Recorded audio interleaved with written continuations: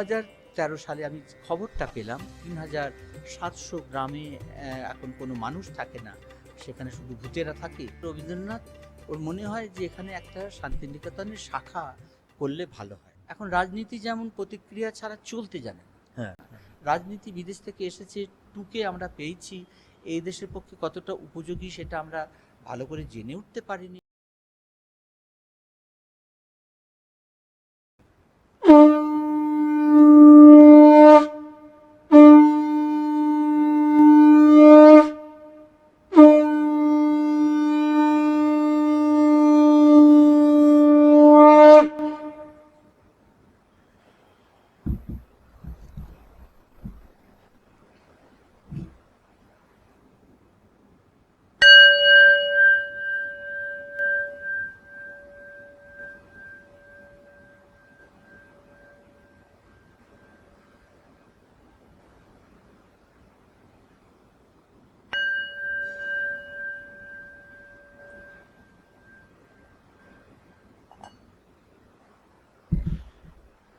নমস্কার।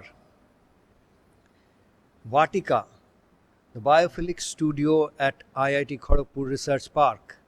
আপনারা সবাই জানেন আমাদের এই যে আইআইটি খড়গপুরের রিসার্চ পার্কে একটা অভিনব প্রচেষ্টা শুরু হয়ে গেছে। স্টুডিওতে অনেকেই আসেন, অনেকের সঙ্গে কথা হয়, আর সেই কথাবার্তা, সেই বার্তালাপ আমরা আপনাদের কাছে নিয়ে আসি। আজকে সেই শৃঙ্খলা বজায় রেখে আমাদের একটা প্রোগ্রাম আছে, আমরা যেটাকে বলি স্ট্রেঞ্জার্স ইন দ্য বাটিকা। সেই শৃঙ্খলার মধ্যে স্ট্রেঞ্জার্স ইন দ্য বাটিকা মানে হঠাৎই কারোর সঙ্গে দেখা হয়ে গেছে, মনে হলো যেন কত দিনের চেনা পরিচয় আর কত কিছু কথা বলার আছে।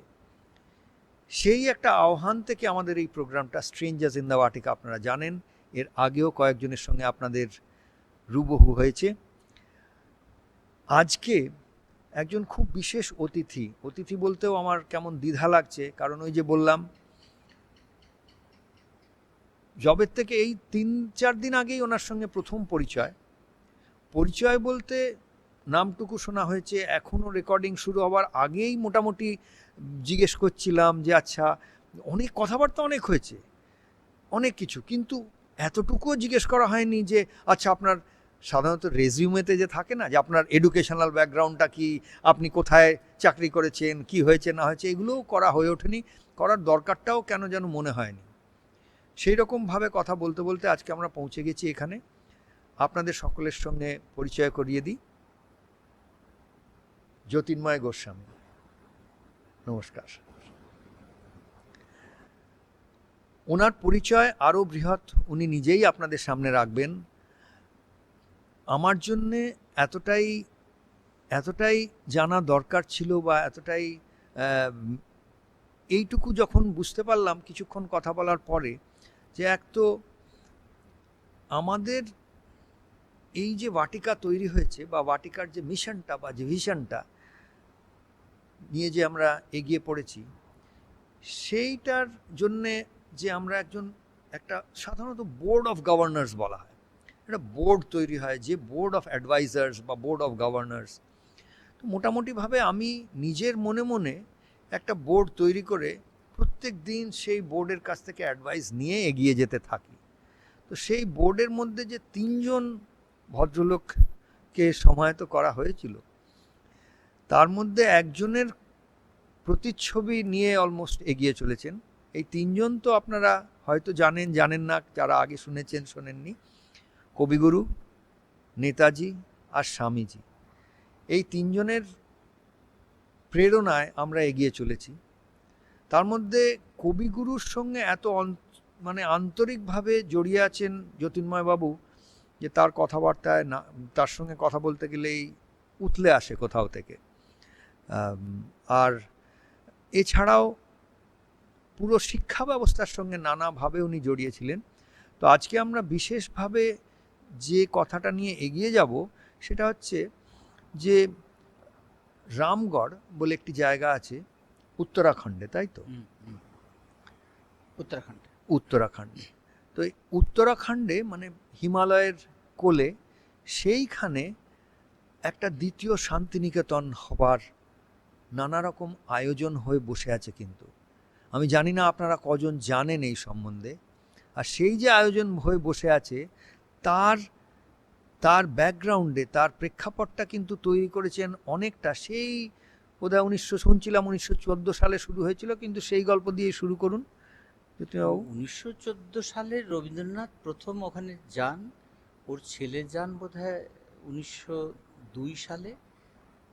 তারপরে এটা 12 সালে জায়গা কেনেন ওখানে, ওখানে একটা বাগানও কেনেন। মানে 1902 সাল আর 1912 সালের কথা হ্যাঁ, হচ্ছে। তা ওই তারপরেই 14 সালে উনি যখন প্রথম যান, গিয়েই ওর মনে হয়, দুবার যান ওই ওখানে, ওর মনে হয় যে এখানে একটা শান্তিনিকেতনের শাখা করলে ভালো হয়। তা সেইটার উদ্যোগটা নিয়েছিলেন, এন্ড্রুজকে নিয়ে গিয়ে জমি আরও পাওয়া যাবে কেমন করে সে সমস্ত দেখভালের ব্যবস্থাও করেছিলেন। কিন্তু ইতিমধ্যে বিশ্বযুদ্ধ ঘোষণা হয়ে যাওয়ায় ওর পক্ষে আর এটাকে এগিয়ে নিয়ে যাওয়া সম্ভব হয়নি। তারপরে আর কেউই এটা দেখে উঠতে পারেনি। মানে এটা হচ্ছে বিশ্বভারতী শান্তিনিকেতন শুরু হওয়ার আগে? না, হ্যাঁ, বিশ্বভারতী অংশটা শুরু হবার আগে, কিন্তু শান্তিনিকেতন তো 1 সালে শুরু হয়ে গেছে। হ্যাঁ। ব্রহ্মচর্য বিদ্যালয় আগে শুরু হয়ে গেছে, আর এদিকে 21 সালে বিশ্বভারতী অংশটা হলো। ফলে তার মধ্যবর্তী সময়ে যখন উনি ওটাকে আরো বড় করার কথা ভাবছেন, বা শ্রীনিকেতনও করবার কথা ভাবছেন, ওই পাঠটার কথা ভাবছেন। এই শ্রীনিকেতন এবং রামগড়, এই জায়গাটা একই সালে কেনা হয়, 12 সালে। তা আচ্ছা, মানে শ্রীনিকেতন আর রামগড় দুটোই 12 সালে কেনা। হ্যাঁ, মানে একবারে কোথাও ওনার মনে ওই ব্যাপারটা চলছিল, তার মানে যে হ্যাঁ। তো তারপরে দীর্ঘ প্রায় 100 বছর এটা চুপ ছিল। 13 সালে আমি জানতে পারি রবীন্দ্রনাথ একটা চেষ্টা করেছিলেন। তখন আমি এখানে না, আমাদের এখানে আপনি এই যেহেতু ওইখানে 14 আর 13 সাল বলে দিচ্ছেন, আমি কই এটা এবার 2013-র কথা হচ্ছে। 1914 আর 2013। ইয়েস, 2013 সালে আমি খবরটা পেলাম। 14 সালে, 13 সালেই শেষকালে সেপ্টেম্বরে আমি গিয়েছিলাম দেখতে। আচ্ছা। তারপরে 14 সাল থেকে ওখানে উদ্যোগ নেওয়া হয়, ওখানকার স্থানীয় কলেজের, ইউনিভার্সিটির টিচারদের নিয়ে, গ্রামীণ লোকজনদের নিয়ে আমরা ওখানে ফি বছরই রবীন্দ্র জয়ন্তী প্রথম শুরু করি, এবং আচ্ছা। অনেকদের ডাকাডাকি শুরু হয়। একসময় রমেশ পোখরিয়ালজি হচ্ছে, আচ্ছা। ওখানেই আমি আছি। এমন সময় আমি বললাম যে এরকম আমরা এখানে আছি আপনাদের রামগড়ে, এবং আপনাদের শুনলাম যে 3700 গ্রামে এখন কোনো মানুষ থাকে না, সেখানে শুধু ভূতেরা থাকে। তা ওইগুলোকে কি করে আবার মানুষ ফিরে আসে, এবং যেগুলোতে কিছু মানুষ থাকে কিন্তু ইয়াঙ্গার জেনারেশন থাকে না, তাদেরকেও কি করে গ্রামে রাখা যায়, তার জন্য রবীন্দ্রনাথ কিছু কাজ করেছিলেন। সেই কাজটাকে অগ্রসর করে নেওয়া যাওয়ার জন্যে আমরা এখানে এসেছি। আপনি যদি একটু ভাবনা চিন্তা করেন, সহযোগিতা করেন, তাহলে ভালো হয়। তো রমেশ পোখরিয়াল তখন শিক্ষামন্ত্রী না, উনি ছিলেন না? শিক্ষামন্ত্রী হননি। উনি তখন ওই জায়গাটার নাম হলো আমাদের ওই হরিদ্বারের, হ্যাঁ। উনি এমপি মাত্র ছিলেন। আচ্ছা। তা উনি তারপরে বোধহয় 18 সালেই এলেন দেখতে শান্তিনিকেতন। বলেছিলাম তখনই যে আপনি আসুন এখানে। তা উনি এলেন, দেখে গেলেন, এবং তারও পরে বোধহয় 19 সালে উনি হলেন শিক্ষামন্ত্রী। 21 সালে উনি এটাকে অনুমোদন দিলেন, একটা বিশ্বভারতীর একটা শাখা হবে, এবং অনেক বড় করে একটা কিছু হবে, 1000 কোটি টাকা উনি ঘোষণা করলেন। অনুমোদনটা বোধহয় আরেকটু পরের ধাপে হয়, ঘোষণা করেছিলেন প্রকাশ্যে। তারপরে ওটা মানে এই করোনার যুগের পরেই, করোনার পরেই ওটা করেছিলেন। কিন্তু এখন একটা ওটা থমকে গেছে কিছুটা। ঠিক কীভাবে হবে, 1000খানা ইউনিভার্সিটি আছে, আর একটা ইউনিভার্সিটি কেন করব পৃথিবীর এইরকম একটা সংকটকালে, যেখানে এই পরিবেশ নিয়ে, এনভায়রনমেন্ট, এমপ্লয়মেন্ট, এগ্রিকালচার সব কিছু নিয়ে একটা চূড়ান্ত অনিশ্চয়তা দেখা দিচ্ছে, একটা প্ল্যানেটরি ফেলিউরের দিকে যেন যাচ্ছে সব কিছু। না, আচ্ছা, তার আগে একটুখানি আমি বুঝে নিই যে এই যে 2013 সালে যখন যাচ্ছেন ওখানে, আপনি গিয়ে ওখানে রবীন্দ্র জয়ন্তী করছেন, তখন ওখানে এখন মানে ওখানে তখনও সেই রকমভাবে কিছু চিন্তাভাবনা হয়নি যে এটা তখনও ওই কবিগুরু যে ভেবে গেছিলেন সেই অবস্থাতেই, তখনও সরকারের দিক থেকে বা কারোর দিক থেকে কোনো চিন্তাভাবনা হয়নি? কেমন হয়নি। ওই বিশ্ববিদ্যালয়ের কুমায়ুন বিশ্ববিদ্যালয় বলে। হ্যাঁ। ওই কুমায়ুন বিশ্ববিদ্যালয়ের এক গবেষক এইটা নিয়ে লিখলেন, আচ্ছা যে রবীন্দ্রনাথ চেয়েছিলেন সেই লেখাটার আবার বাংলা কোনো কাগজে, স্টেটসম্যানে, বাংলা স্টেটসম্যানে এটার একটা আলোচনা হয়েছিল, ফোন আচ্ছা। নাম্বারও ছিল। আচ্ছা সেইটা দিয়ে আমি যোগাযোগ করে জানতে চাই ওটা কোনখানে কেমন। আমি তাহলে যাব, আমাকে তাহলে একটু দেখিয়ে দেবেন। আমি ওই বলে পাহাড়ের ভেতরে অনেকটা, যে 3 কিলোমিটার যেতে হয়। আচ্ছা রবীন্দ্রনাথ আবার ওই পথটা নিজের মেয়ের রেণুকাকে কাঁধে করে নিয়ে পেরিয়েছিলেন 3 আচ্ছা। কিলোমিটার। হ্যাঁ, তো সেই 3 কিলোমিটার আমি নিজে আমি হাঁটতে পারবো না কেন, এই বলে আমি ভাবলাম। কিন্তু দুর্গম ছিল, সেপ্টেম্বরে গিয়েছিলাম, দুর্গম ছিল, কিন্তু কেমন যেন বায়ু বেগে আমি এখানে পৌঁছে গেলাম। এর উপর দিয়ে তার উপর দিয়ে, আমি তখন খুব অল্প বয়সী ছিলাম না, কিন্তু আমি কেমন পৌঁছে গেলাম। আমাকে দুজন ওরা দিয়েছিলেন, হ্যাঁ হ্যাঁ। দুটো ছেলে, একজন ছেলেকে বলেছিল, সেও আরেকজনকে নিয়ে এলো, একসঙ্গে গেলাম আমরা তিনজনে। আচ্ছা যে ওরা তো ওখানকারই ছেলে, ফলে ওরা সব জানে, সব জায়গায় যেতে পারে। আমি কিন্তু ওখানে গিয়ে পৌঁছে গেলাম সেপ্টেম্বরে 13 সালে। তারপরে যাই তো হোক, এটা আপনি শুধু তখন জানেন যে ওখানে ওখানে ওই জমিটা উনি কিনেছিলেন এরকম একটা? একটা ভাঙা বাড়িও ছিল, আচ্ছা একটা না দুটো বাড়িতে উনি ছিলেন বলে ওরা সবাই বলেন। তা আমাকে ওরা সেদিন একটা বাড়ি দেখালো, পরে আমি আরেকবার গিয়ে আরেকটা বাড়ি, সেখানেই আমরা বেশিরভাগ অনুষ্ঠানগুলো করতাম। দুটো আচ্ছা। বাড়িতে উনি থেকেছেন। তো এই যে অনুষ্ঠান করতেন, ধরুন ওখানে যাই আছে, ভাঙা বাড়ি আছে, যাই আছে, গেলাম একটা অনুষ্ঠান করতে শুরু করে দিলাম, কেউ এসে বাধা না, দেবে, না, কেউ বলবে। স্থানীয় মানুষজন বিরাট আমি এখান থেকে বলছি বলে মনে হচ্ছে আমাকে ঘিরেই জগৎটা ঘোরে, তা নয়। ওখানকার স্থানীয় মানুষরা ভীষণভাবে যুক্ত হয়ে গেল। আচ্ছা ওখানকার শিক্ষকরা যুক্ত হলেন, হুমায়ুন বিশ্ববিদ্যালয়ের এক ঝাঁক বিভিন্ন কলেজ আছে, সেই ইউনিভার্সিটি আলমোড়ার যে ওখানকার একটা আছে, সেখানকার প্রফেসররা যুক্ত হলেন, অনেকে যুক্ত হয়ে গেল। যে অঞ্চলে রবীন্দ্রনাথ ছিলেন একটা কিছু হবে, এবং ওরা ভাবছিলেন যে এখানে ওই রাজ্যেরই একটা সাংস্কৃতিক কেন্দ্র আচ্ছা। হয়ে উঠবে এইটা কেন্দ্র করে। তো হতেই পারে সেটা। হ্যাঁ। আমরা যে কাজটা আমার মাথায় ছিল, শ্রীনিকেতনকে দিয়ে ঢোকা, আচ্ছা ওই বেরোজগার মুক্ত পঞ্চায়েতের মডেলটা তৈরি করার লক্ষ্য নিয়ে ঢোকা। তার সঙ্গে ওই চিরায়ত যা যা পড়ে আছে, যা যা হাত, তো আমাদের চিরন্তন আছে, হাত হ্যাঁ। পড়ে আছে কিন্তু কাজ নেই। জমি ওখানে প্রায় 60% পড়ে আছে। আচ্ছা কিভাবে ওখানে ঢুকবো এটা আমরা বুঝে উঠতে পারছি না। আমি বলি যে চীন দখল করেনি, পাকিস্তান দখল করেনি, কিন্তু আমাদের চৈতন্য সেখানে ঘেঁষতে পারছে না। ঠিক। সেইটা কি করে পারে, এটা আমাদের পার্টি প্রশাসন দ্বারা চালিত যে ব্যবস্থা, সেটা যথেষ্ট নয়, বোঝা যাচ্ছে। হ্যাঁ। তাহলে এতদিন ধরে ওই রকম সব পরাপতিত হয়ে যাওয়া জমিগুলোকে কিভাবে ওরা পরিচালনা করবে, কিছুই ওদের এখন নেই। ওরা একসময় লোকজনকে দিত লিজে, কিন্তু তারপরে দেখা যাচ্ছে যে সেটা নিয়ে ওদের ভালো কাজ করছিল না। তখনই শুনেছিলাম 15 বছর ধরে ওরা ওটা প্রত্যাহার করে নিয়েছে, এখন কেউ দেখছে না। মানে এই যে যে জমিটা উনি কিনেছিলেন উনি সেইটা, কেনা শুধু নয়, ওখানে তাছাড়া সব পাহাড়। ওখানকার আমি অন্তত জেলাটার বলবো, নৈনিতাল জেলার মধ্যে ওটা হ্যাঁ। পড়ে। তা আমি সব ক্ষেত্রেই দেখেছি ফাঁকা জায়গা অনেক আছে, হ্যাঁ। কিন্তু ওই জেলাতে যথেষ্ট ফাঁকা জায়গা, ওখানে 50 থেকে 60% ফাঁকা আছে রয়েছে। সমস্তটা। তা সেই জায়গাগুলোকে ভরিয়ে তোলা, যে যে শর্তে যার সঙ্গে যেমন চুক্তি বলে সেটা করা যায় সেটা বুঝে সেটা করা, এবং সাধারণ মানুষেরও যে জমি আছে ওগুলোকেও ওরা চাষ করে উঠতে পারছে না, পারবে কি করে? অধিকাংশ ইয়াঙ্গার জেনারেশনে তারা তো চলে গেছে, শহরে চলে গেছে, কোথাও হোটেলে গিয়ে তারা কোনো খানা বানাচ্ছে, হ্যাঁ। কোথাও কিছু হোটেল বয় হিসেবে কাজ করছে, এইরকমটা হয়ে গেছে। ফলে গ্রামে অধিকাংশ জায়গা ফাঁকা, কেউ কেউ অল্প স্বল্প কিছু করছে, কিন্তু সব জায়গাগুলো ওরা সামলে উঠতে পারছে না। সেইটা কি করে হয়? আর যেহেতু ট্যুরিজম ইন্ডাস্ট্রি, সেই ট্যুরিজম ইন্ডাস্ট্রিটা ওইভাবে কাজ দিচ্ছে, কিন্তু গ্রামের বিকাশ যে হচ্ছে তা নয়। না, সেটা ঠিক মতো হয়নি। ওটা একটা ব্যক্তিগতভাবে কারুর হচ্ছে।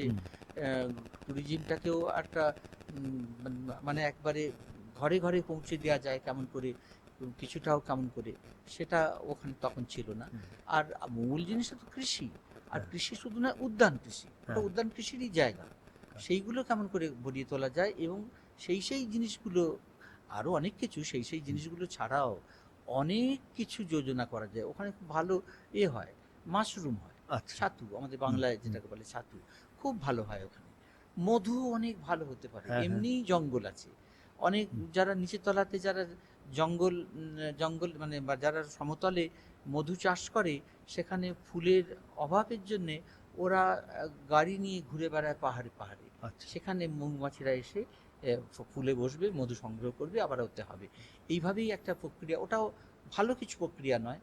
তা যাই হোক, কিন্তু শহরে এখানে যারা পাহাড়ে যারা আছে, পাহাড়ে শহর গ্রাম যাই হোক, সবাই ওটা করতে পারে।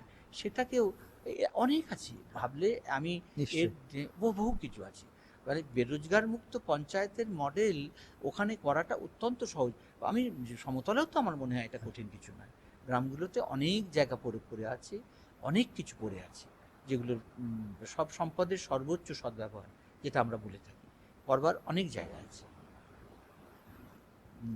তো এটা আপনি ওখানে পৌঁছে গেলেন, এবারে আপনি বলছিলেন ব্যাপারটা এগোতে শুরু করেছে, যে রমেশ পোখরিয়াল সাহেব একটু ইন্টারেস্ট নিলেন, তারপরে অ্যানাউন্স করলেন, ঘোষণা হলো।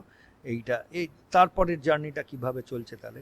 এইটাই ঘোষণা করার পরে আমাদের এই প্রোগ্রামটা চলছে, কি বলে রবীন্দ্র জয়ন্তীর প্রোগ্রামটা চলছে। একটা পত্রিকাও প্রকাশ করা হয়, অনেকগুলো আমরা সুভেনির এটা করা হয়েছে, অনেকজন আমরা ভেবেছি, সেখানে লিখেছি আমরা রবীন্দ্রনাথ বিষয়ে, রামগড় বিষয়ে কি হতে পারে সেসব সম্বন্ধে বিষয়ে। রবীন্দ্রনাথ সাহিত্যের বিভিন্ন দিক নিয়েও কেউ কেউ আলোচনা করেছেন।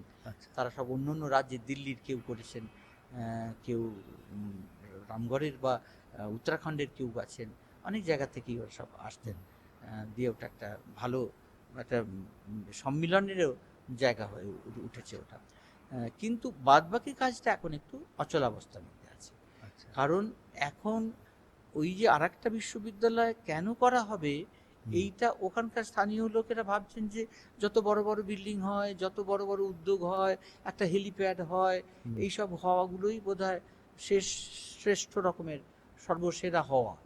এইটা হয়তো অনেকে প্রকাশ করছেন। তারপরে আমার পোখরিয়ালজির সঙ্গে আমার এ নিয়ে আর কথা হয়নি। এখন হয়তো আবার নতুন, এখন উনি ব্যস্ত কম, এখন চেষ্টা করলে হয়তো পাওয়া যেতে পারে, কিন্তু ইদানিং আমার সেটা, উনিও এখন দায়িত্বে নেই, সেজন্য বটে।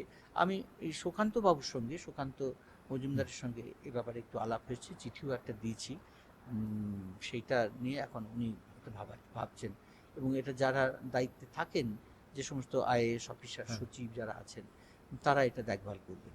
ওদেরকে দরকার হলে আমাদের একটু বোঝাতে যেতে হবে যে আমরা কি ভাবছি, কেমন করে করলে এটা। এই সময়ের যে বিশ্ব সংকট আমাদের স্থানীয় আকারেও আছে, বিশ্বগত হয়েও বিশ্ব আকারেও আছে। ওই এনভায়রনমেন্ট, এমপ্লয়মেন্ট, এগ্রিকালচার, এই তিনটেকে ঘিরেই সব কিছু আছে। তা সেইটা এই হচ্ছে আমাদের এখনকার কাজে। ওকে অন্তত নিয়ে গেছি আমাদের সুকান্ত বাবুর কাছে, উনি যদি এটাকে কিছু এগিয়ে নিয়ে যেতে পারেন। তাহলে একটা জিনিস বোঝা যাচ্ছে যে একজন মানুষ তার কন্যাকে কাঁধে নিয়ে হেঁটে হেঁটে বা কোনো রকমে একটা জায়গায় পৌঁছেছিলেন আজ থেকে 100 বছর আগে। তারপরে সেই ব্যাপারটা কোথাও একটা ধামাচাপা পড়েছিল, সেই ব্যাপারটাকে হঠাৎ আরেকজন মানুষ তার 100 বছর পরে সেটার থেকে প্রেরণা নিয়ে, সেটাকে নিয়ে একটুখানি ওই একটু যে বলে যে এম্বারগুলো, মানে ছাইয়ের মধ্যে যে একটু জ্বলছিল, আঁচ ছিল, সেটাতে এবারে হাওয়া দেওয়া শুরু করলেন, করে একটা জায়গায় এসছে। আপনি আরেকটা বলছিলেন যে অলরেডি কিছু অ্যানাউন্সমেন্ট হয়েছে, যে এবারে সরকারের দিক থেকে জমি দিয়েছে, বা এই ওটা কি ব্যাপার? রাজ্য সরকার ওটা 43 একর জমি দিয়েছেন ওরা, ওটা নিয়ে কাজ শুরু হবে। মানে 43 একর জমি দিয়েছেন ওখানে, এই শান্তিনিকেতনের আরেকটা ব্রাঞ্চ তো বলা যায় না, কি বলা যায় এটাকে? না, ব্রাঞ্চ বলেই ওরা ভাবছেন এখনো পর্যন্ত। ব্রাঞ্চ ভাবার একটা সুবিধা আছে যে শান্তিনিকেতনের থেকে অনেকে গিয়ে ওটা শেখাতে পারবেন, কিন্তু এই রকমটা যে হবে তা নয়। শান্তিনিকেতনের বাইরেও অনেকে আছেন যারা শেখাতে পারবেন। শান্তিনিকেতনের যারা ওখানে কাজ করেন, তাদের ওই রকম জায়গায় যাওয়া মানে, গিয়ে কাজ করা মানে, ওই সরকারি এইরকম সেট আপটাকে নিয়ে যাওয়া মানে একটা পানিশমেন্ট পোস্টিংয়ের মতো ব্যাপার। আচ্ছা। এবং সেটাই অনেকে বেশি বুঝে ফেলেছে। আচ্ছা। তা সেই জিনিসটা তো ওখানে নতুন কিছু সৃষ্টির ঠিক অনুকূল না একেবারে। সেই জন্যে ওখানে যেটা হওয়া উচিত, যে ওটা একটা স্বাধীন কিছু হওয়া উচিত, শান্তিনিকেতনের কাছ থেকে শেখা উচিত শুধু। শান্তিনিকেতনের শিক্ষক যারা আছেন বা অন্যান্য কর্মী আছেন বা আশ্রমিকরা আছেন হ্যাঁ হ্যাঁ এখনো অনেকে, তারা অনেক কিছু গিয়ে ওখানে শেখাতে পারে, অনেক সেটা পারে। শান্তিনিকেতনের সঙ্গে একটা আত্মিক সম্পর্ক ওর অবশ্যই গড়ে তুলতে হবে। সরকারি মতে করতেই যে হবে তা নয়, সরকারের বাইরেও তো অনেক কিছু আছে। সেই স্কোপটাকে কিভাবে আমরা রচনা করব, সেই পরিসরটাকে কেমন করে গড়ে তুলব, সেইটা একটা বড় কথা। কারণ শান্তিনিকেতনের আত্মাই আছে, মনের মাটি দিয়ে ওটা গড়া হবে, এর কোনো বিকল্প নেই। কিন্তু ওখানে শান্তিনিকেতন এখন অনেকটা প্রস্তরীভূত হয়ে আছে। আচ্ছা শান্তিনিকেতন অহল্যা যেমন মানে অভিশপ্ত হয়ে প্রস্তরীভূত হয়েছিলেন রামচন্দ্রের পদস্পর্শে, তবে তার শাপমুক্তি ঘটেছিল, হ্যাঁ এখানেও তেমনি শান্তিনিকেতন আজকে খুব একদিকে বর্ণোজ্জ্বল, কিন্তু রবীন্দ্রনাথের যে মূল ভাবনা, এটা গোটা ভারতবর্ষ কেন ভারতবর্ষের বাইরেও এটা নানাভাবে কাজ করতে পারে। এই এডুকেশন, এনভায়রনমেন্ট, এমপ্লয়মেন্ট, তিনটেকে একসঙ্গে ওই রকম একজন বিশ্বমানের কবি, যিনি শুধু ওই শিল্প সাহিত্য এইসব নিয়েই ব্যস্ত থেকেছেন এবং সেই ব্যস্ততার ফলটা পৃথিবীকে চমকে দেওয়ার মতো, সেই মানুষটাও যে একবারে মোটা দাগের জিনিসগুলোকেও তার থেকে আলাদা কিছু মনে করেননি, তার সমগ্র চিন্তার এটা একটা অপরিহার্য অংশ ছিল, এইটা কিন্তু অনেকে ভালো করে ভাবেননি, খেয়াল করেন না। ওটা একটা, সেই সময়ও শান্তিনিকেতনে অনেকে মনে করতেন যে এটা একটা উপদ্রব, বুড়ো বয়সে এ কি আবার শুরু করলেন, তখন ওকে বলতে হয়েছিল যে এইটা কি আসল জানবি। তা মানে এখন আমাদের টাকা নেই, আবার একটা নতুন করে শুরু করছেন, এরকম যারা হিসেব করছিলেন নানা দিক থেকে, তাদের দিক থেকে হয়তো সেই সময় সঙ্গত এটা ছিল। কিন্তু রবীন্দ্রনাথের যে একটা সামগ্রিক দৃষ্টি ছিল, সেইটা বুঝতে পারা যায় শান্তিনিকেতনের মতো ওই রকম একটা নিজেই ইউনিক, তখনই সে ইউনিক, তারপরে তাকে আরো পরিপূর্ণতা দেবার জন্যে আরো একটা উইং, আরো একটা ডানা শান্তিনিকেতন উনি তৈরি করলেন। এবং এইটা ছিল ভারতবর্ষের ইতিহাসে, শিক্ষার ইতিহাসে এটা একটা অনবদ্য সংযোজন। এবং রবীন্দ্রনাথের কাছে এটা ছিল, এটাই একটা স্বাধীনতা আন্দোলন। ঠিক। অন্যটা হচ্ছে 1,00,000 লোক আছে এদেশে, আমরা আছি 33 কোটি। তখন ওই 1,00,000 লোককে তাড়িয়ে দিলেই যে আমরা স্বাধীন হব, হতে পারে যে আমরা ওদেরকে তাড়িয়ে দিয়ে ওদেরই সব কিছু, ইংরেজি আনাকে, ইংরেজকে তাড়িয়ে দিয়ে ইংরেজি আনাকে আরও প্রতিষ্ঠিত করলাম, সেটা কি তাহলে স্বাধীনতা হলো? সেটা তাহলে সাদা চামড়াকে সরিয়ে দিয়ে বাদামি চামড়ার হাতে চললো। রবীন্দ্রনাথ এ নিয়ে অসাধারণ সব লিখেছেন। ওই যে সত্যের আহ্বান বলে একটি প্রবন্ধ আছে, তার ইংরেজিও নিজে করেছিলেন, সেইটাতে উনি এই কথা, কল অফ ট্রুথ, তাতে খুব সুন্দর চমকপ্রদভাবে এসব কথা বলেছেন, যে আমরা শুধু ওদের তাড়ালেই আমরা স্বাধীন হব না, আমাদের আরো ভয়ঙ্কর কেউ আসতে পারে, জাপান আসতে পারে, নাম করেননি, নাম করেননি, অন্য যে কোনো কেউ আসতে পারে, আর without abating a jot of its virulence it may take shape of our own countryman, এটাও উনি বলেছিলেন। তো যাই হোক, তো শান্তিনিকেতন ভিশনারি ছিলেন, মানে ওনার যে দ্রষ্টা হিসেবে, আর সেটা আমরা চোখের সামনে দেখতেও পাই। একেবারে। তো ওই দুটোকে মিলিয়ে আধুনিক ভারত কিন্তু আজকে এই যে নতুন এডুকেশন পলিসি হয়েছে, এনইপি, তাতেও কিন্তু এই এমপ্লয়মেন্ট ক্রিয়েশনকে এই স্কুল কলেজ বিশ্ববিদ্যালয়ের একটা অপরিহার্য অঙ্গ করা বলা হচ্ছে। গান্ধীজিও এটা, আমাদের, আমি বেসিক স্কুলে পড়েছি ছোটবেলায়, গান্ধীজির পরিকল্পিত, তাতেও এটা ছিল, কিন্তু উনি এত কিছু ওর সঙ্গে জোরালোভাবে ওই চরকা বেশি মিশিয়েছিলেন, তাতে ওর পরম ভক্তেরাও ওটাকে মানে পরিত্যাগ করতে বাধ্য হয়েছিল। কিন্তু রবীন্দ্রনাথের কোথাও মানে বাড়াবাড়ি ছিল না। সেই জন্যে এখন আমরা মানে যাকে বলে প্রো পিউপিল প্রো নেচার, এই মানব কেন্দ্রিক, প্রকৃতি কেন্দ্রিক একটা নতুন সংস্কৃতি আমরা রবীন্দ্রনাথকে ঘিরে সারা ভারতবর্ষের শিক্ষা ব্যবস্থার সঙ্গে জুড়ে দিতে পারি এবং পৃথিবী তার সঙ্গে সঙ্গত করতে পারি। গান গাইবো আমরা, পৃথিবী এসে সঙ্গত করবে। এটা একটা নতুন শান্তিনিকেতন দেশ জুড়ে আমরা হয়তো গড়ে তুলতে পারি একদম রবীন্দ্রনাথকে নিয়ে। মানে কোনো আজকে একটা জিনিস যেটা আমরা সমাজে দেখতে পাই, যে সমগ্র ব্যবস্থার মধ্যেই যেন একটা বিবাদ বা কারোর আগেনস্টে যেতে পারলেই যেন আমি কোথাও একটা যেন কনস্ট্রাকটিভের থেকে বেশি যে যাকে প্রতিষ্ঠিত হতে হবে তাকে কিছু একটা ভেঙে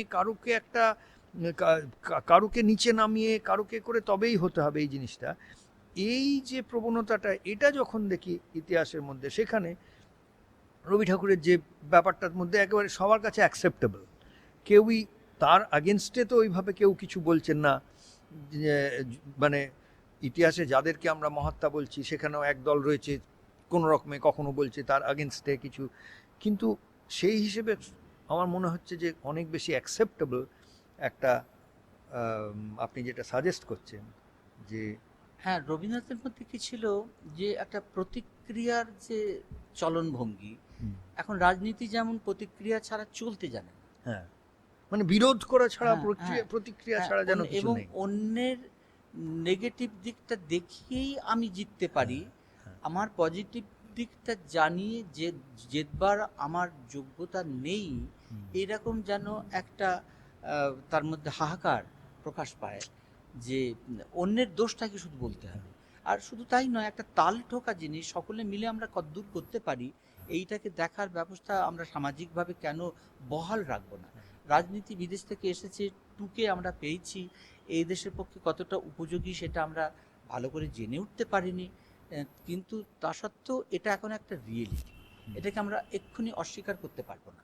তো এটাকে সঙ্গে নিয়েই নিচে সমাজ সকলকে নিয়ে কাজ করবে, শিক্ষা ব্যবস্থার সকলকে নিয়ে থাকবে, আর এই যে দলীয় ব্যবস্থাটা একটু ওপরের তলায় থাকবে, সমাজকে তার যথাযোগ্য জায়গাটাকে ছেড়ে দিয়ে এইটা কেমন করে হবে সেইটা নিয়ে আমাদের পরীক্ষা নিরীক্ষা ঠিক মতো এগোয়নি।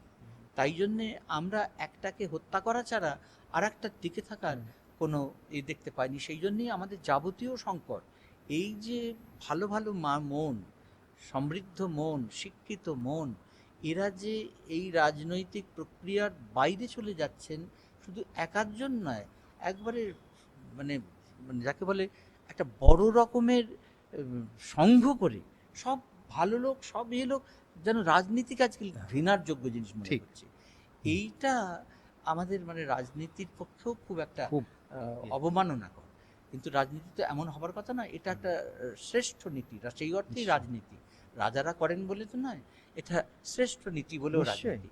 তা যাই হোক, সে তার যে দোষ আছে সেটা মৌলিক, আমরা দোষের দিকটা যাব না, কিন্তু কি করে ইনক্লুড করা যায় সমাজকে কিভাবে সশক্তিকরণ, সমাজের সশক্তিকরণ করা যায়।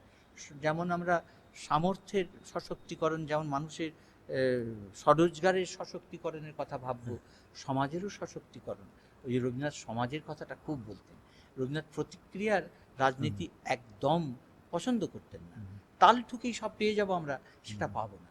তার বাইরেও একটা ওই ইংরেজের সঙ্গে, ইংরেজ তো ভালো প্রতিপক্ষই নয়। রবীন্দ্রনাথ জানতেন আমাদের অনেক বড় প্রতিপক্ষ আমাদের অবুদ্ধি, আমাদের অজ্ঞান, আমাদের অবসাদ, আমাদের অপ্রেম।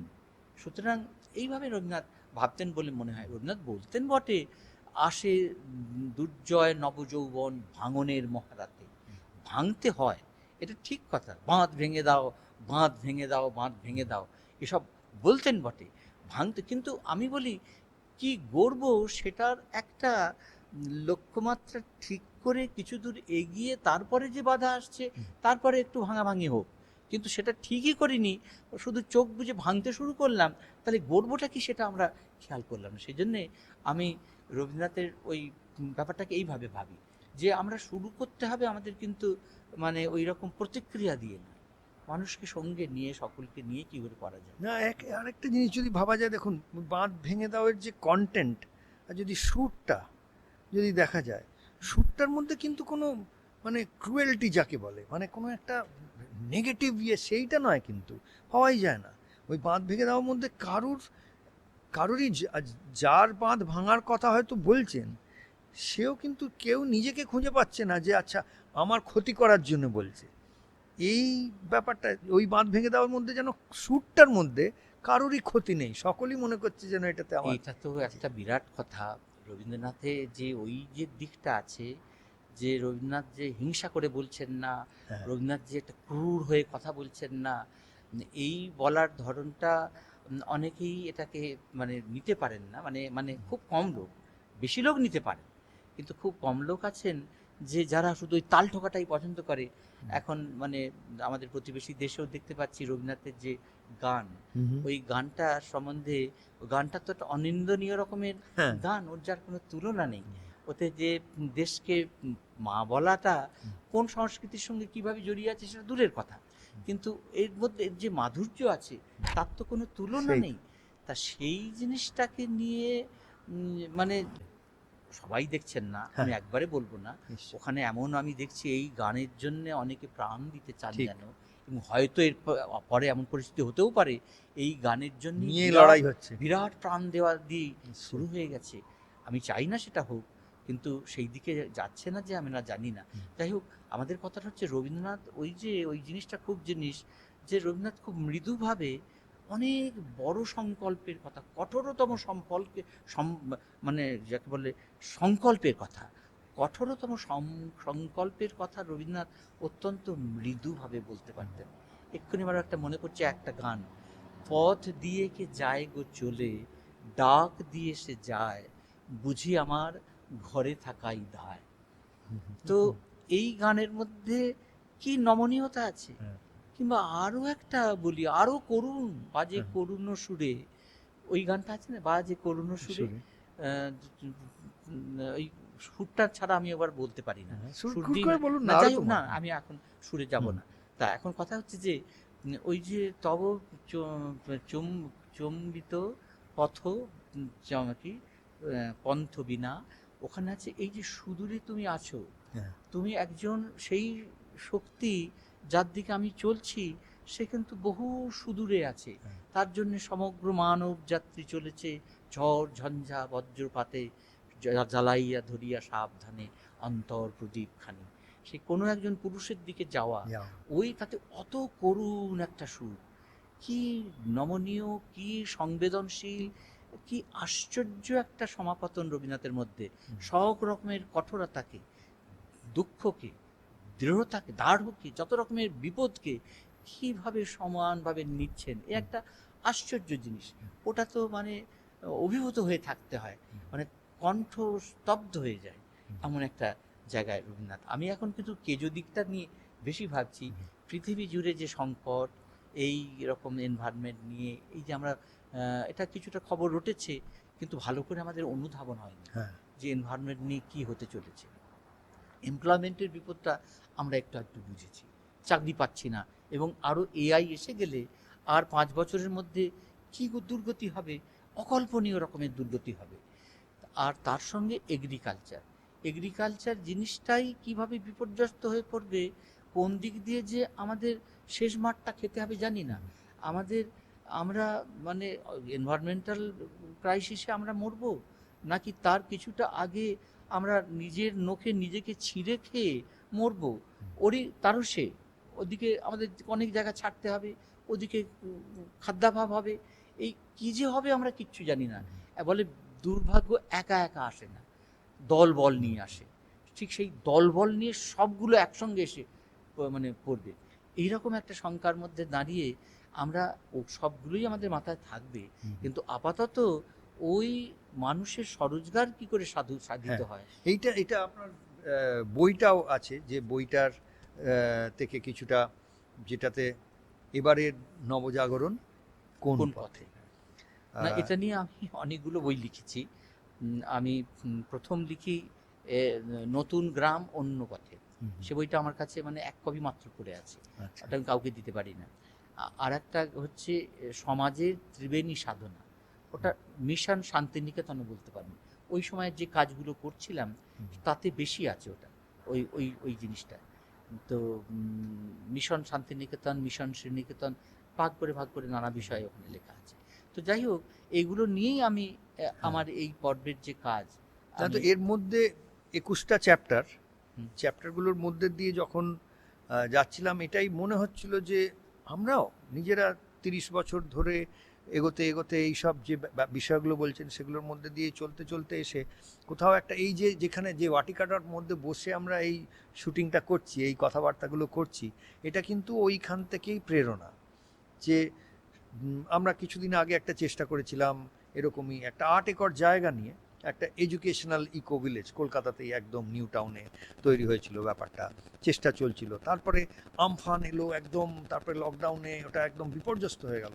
লকডাউনের মধ্যে আমফান এসেছিল, তাতে জিনিসটা বিপর্যস্ত হয়ে তারপরে সেটা থেকে উঠেও বেরোনো মুশকিল ছিল। কিন্তু উঠে বেরোনোর জন্যে একটা জিনিস বুঝতে পারলাম যে একটা বড় সেন্ট্রালাইজড শান্তিনিকেতন হওয়ার থেকে, কারণ এই লকডাউনের সময় বুঝতে পারলাম মানুষ কিন্তু সবাই নিজের নিজের জায়গায় আটকে পড়েছে। আর সেখানে ঠেলাওয়ালা যে একটা ঠেলা গাড়িতে তার সম্পদটা নিয়ে, সম্পদ বলতে যে খাদ্য তখন ফ্রেশ খাবার পাওয়ার জন্য ঠেলা গাড়ি নিয়ে চলে আসছে, তার দর সব থেকে বেশি, তার সেই সব থেকে বেশি মূল্যবান। এর থেকে বুঝতে পারলাম ডিসেন্ট্রালাইজেশনের যে মূল্যটা, যে ভ্যালুটা, এই মূল্যবোধ থেকে ভাটিকার ওই বড় একটা জায়গার থেকে কনসেপ্ট হলো যে আমরা 1 মিলিয়ন ভাটিকাস আমরা বলি, মানে 10 লক্ষ, কারণ আমাদের দেশে 10 লক্ষ ভোটিং বুথ হয়। যখন ইলেকশন হয় তখন 10 লক্ষ বুথে মানুষ এসে তবে আমরা আমাদের প্রতিনিধি সরকার বা ইলেকশন নামক যে ফেস্টিভ্যালটা, যে আমাদের সমারোহটা, সেটার মধ্যে সবাই মিলে পার্টিসিপেট করি। এই যে ব্যাপারটা, তার জন্য আমরা 1 মিলিয়ন ভাটিকাস বলছি। তার মানে কিন্তু ওই মিলিয়ন ভাটিকা এটা নয় যে ভোট দেওয়ার বুথ নয় এগুলো, এই যে এসে একটা ভাটিকায় শুটিং হচ্ছে কোনো একটা, এগুলো একটা একটা জায়গা যেটার মধ্যে এক্সচেঞ্জ অফ আইডিয়াস, মানে আমাদের যে চিন্তা ভাবনাগুলো, আমাদের যে একে অন্যকে প্রেরণা দেবার যে একটা সুযোগ, অন্যের কাছ থেকে প্রেরণা পাবার সুযোগ, এই সব ব্যাপারগুলোর একটা স্থান। আর তার মধ্যে দিয়ে কিন্তু সেটাকে বাস্তবিত করার জন্যে কিন্তু প্রত্যেকটা ভাটিকাতে 10 থেকে 15 জনের কর্মসংস্থানের, মানে ডাইরেক্ট এমপ্লয়মেন্ট, তার সেইভাবে জিনিসটা প্ল্যান্ড, সেইভাবে ডিজাইন। তো এই ব্যাপারটা আপনি যখন দেখছেন বা আসলে মানে জিনিসটার সঙ্গে পরিচয় সবে হচ্ছে, কিন্তু কোথাও যখন আপনি ওই আমরাও চিন্তা করেছি, আমরা হিমালয়ে একটা ভাটিকার, মানে এই যে ভাটিকার মুভমেন্টটা, তার এপিসেন্টারটা, মানে একটা যেমন ভূমিকম্প হয় আমরা বলি তার এপিসেন্টার, সেই এপিসেন্টারটা আমাদের কোথাও মনে হয়েছে যে ওটা হিমালয়ে যেন হওয়া উচিত, তাহলে প্রবাহটা একদম সব দিকে যাবে এরকম। আর হিমালয় তো শুধু আমাদের দেশের জন্য নয়, হিমালয় সারা বিশ্বের মানুষকে আকর্ষণ করে। তো সেই রকমভাবে আমাদের এমনি একটা চিন্তা ছিল। তবে আমার খুব ভালো লাগছে যে এটা অন্যভাবে শুরু হয়েছে, কিন্তু এর একটা আমি আকাশ দেখতে পাচ্ছি। আচ্ছা, এটা গোষ্পদে একটা আকাশ যেমন দেখা যায়, ছোট্ট একটা ভাটিকাতে, ভাটিকা বলবো না, আমাদের বাটিকা হবে উচ্চারণ, ওরা ওয়াটিকা বলে, ভাটিকা, আমরা বলবো যে বাটিকা বাংলা বাটিকা। করে।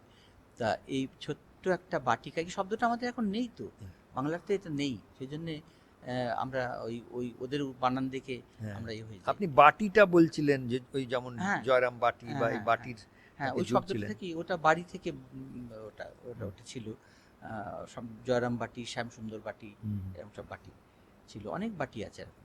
তো আমি যেটা বলছিলাম যে এই রকম একটা অন্যদিকের চিন্তা এসে আবার আমরা যে বেরোজগার মুক্ত পঞ্চায়েতের কথা বলছিলাম, তার যে একটা নতুন সাধন রূপ আছে। তা আমি শুধু কিছু দিকটার কথা বলছিলাম, তার যে একটা আত্মরূপ আছে, স্পিরিচুয়াল পার্ট আছে, এইটাকে বাদ দিলে কোনো কাজ হবে না। আমি একটা কথা অন্যভাবে ধরি, তাও স্পিরিচুয়ালিটি শব্দটাকে আমি এড়িয়ে যাওয়ার চেষ্টা করে আমি বলি গুডনেস। গুডনেস যে একটা জিনিস, এটা একটা ইনভেস্টেবল ক্যাপিটাল। আমাদের এত ক্যাপিটাল আছে, এত ল্যান্ড, এত হ্যান্ড, এত ফান্ড, কিন্তু এগুলো একবারে কিছু নয় হয়ে থাকবে বা হয়ে যাবে যদি আমরা তার সঙ্গে আর একটা মূলধন না যুক্ত করতে পারি, সেটা হচ্ছে গুডনেস। এইটাও সাধনা করে পেতে হয়, নিজেকে প্রতি মুহূর্তে ধৌতি করে লাভ করতে হয়। এই ধৌতি প্রক্রিয়াটাকে যে প্রতি মুহূর্তে জাগিয়ে রাখা, তার জন্য এরকম একটা বাটিকা কি বলে, একটা কনসেপ্ট, একটা ভাবনা, এইটা আমাকে ভীষণভাবে উদ্বুদ্ধ করছে। এবং আমি তো অনেক লোককে ওখানে টেনে টেনে নিয়ে গেছি।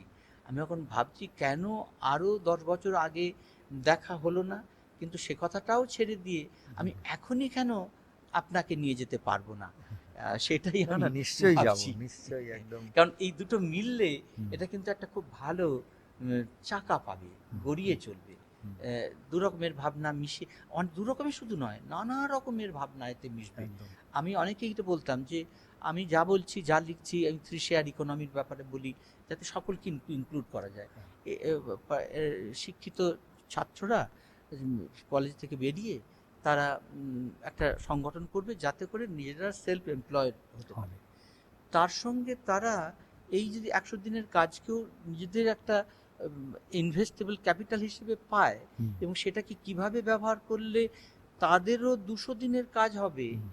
সেই স্বাধীনতা যদি সরকারের তরফ থেকে দেওয়া হয়। হ্যাঁ। ওরা কেউ কেউ বলেন, আমাদের মোদিজি একবার বলেছেন যে ওটা গাড্ডা খোঁড়া, গর্ত খোঁড়া প্রকল্প। হুম। অনেকেই ওর নিন্দে চূড়ান্ত করেন, অনেক রাজ্যে তাই বন্ধ হয়ে গেছে, আমাদের রাজ্যে তো বন্ধ হয়ে গেছে। সুতরাং এইটাকে কিভাবে ব্যবহার করলে এরও সর্বোচ্চ সদ্ব্যবহার হয়। মানে শয়ে শয়ে তো স্কিম, এই স্কিমগুলোর বলা হয় মানে সরকারি যে স্কিম, সেই স্কিমগুলোর বেনিফিশিয়ারি হিসেবেই করা হয়, কিন্তু এই যারা বেনিফিশিয়ারি তারা এই স্কিমগুলো সম্বন্ধেও যে শিক্ষিত হবেন নিজেরা, তার কিন্তু এমন ব্যবস্থা নেই। ইনফ্যাক্ট এই যে বাটিকাটার একটা একদম আমাদের স্টেটেড অবজেক্টিভ, আমরা বলেই থাকি যে একটা একটা এটার যে কিভাবে এই বাটিকাগুলো ব্যবহৃত হবে, সেটা কিন্তু একটা হচ্ছে যে যত সরকারি স্কিম আছে সেই স্কিমগুলো সম্বন্ধে, সেই স্কিমের যারা বেনিফিশিয়ারি তাদের থেকে যারা লাভার্থী বলা হয়, যারা লাভ পাবেন তারা কি করে পাবেন, আর পেয়ে কীভাবে, ওটা একদিনের জন্য নয়, এইটুকু যদি পেলাম যেটা আপনি বলছিলেন, সেটাকে কি করে ওটাকে ইনভেস্টমেন্ট হিসেবে দেখবেন, ওটা পেয়েছি সেটা নিয়ে এই শিক্ষাটা যে পৌঁছতে হবে, তার জন্য কিন্তু এই নেটওয়ার্কটা, এই যে বাটিকা নেটওয়ার্ক আমরা বলছি, তার একটা একদম এটা। আপনি এআই এর কথা বললেন, আমরা মানে কি করে আজকে রবি ঠাকুর থাকলে উনি তো এআইকে দূর হয়ে যাও কিছুতেই বলতেন না, উনি তো সব যত জানলা খুলে দাও, এখান থেকে যা আসবে আসতে দাও, তার জন্য নিজেকে তৈরি করো। এটাই তো, এই যে এআই এর যে ঝড়টা আসছে, সেটা আসলে আমাদের দেশের যে এত পপুলেশন, সেই পপুলেশনকে যদি তৈরি করা যায়, তাহলে আমরা এক ঝটকায় হয়তো যে কারোর থেকে বেশি এগিয়ে যাব, কারণ যে ওই ডেমোগ্রাফিক ডিভিডেন্ড আর এইসবের কথা হচ্ছে অনেক মিলিয়ে। হ্যাঁ, ঠিক বলেছেন এটা, যে এই এআইকেও আমরা কেমন করে, ও তো এখন বুঝতেই পারা যাচ্ছে এআই আসলে এমপ্লয়মেন্ট হরণ করবে, করবেই।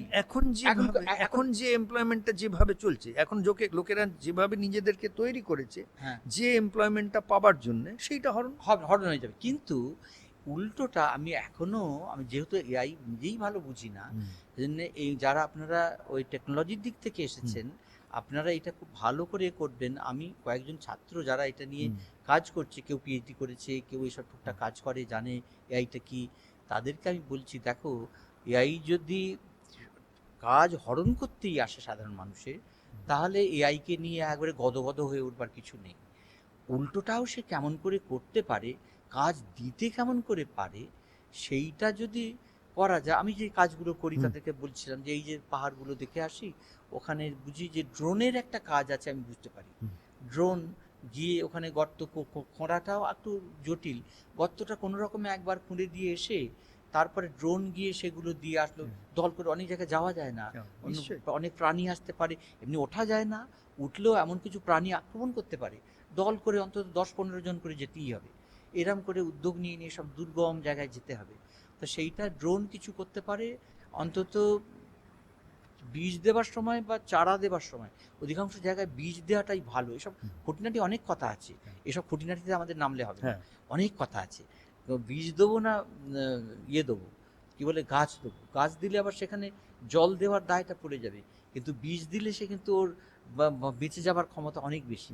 তা কিন্তু এই গোটা দেশের বা একটা রাজ্য জুড়ে, এমনকি একটা জেলা জুড়ে যখন কোনো পরিকল্পনা হবে, সেখানে এআই এর ভূমিকা কিন্তু হতে পারে।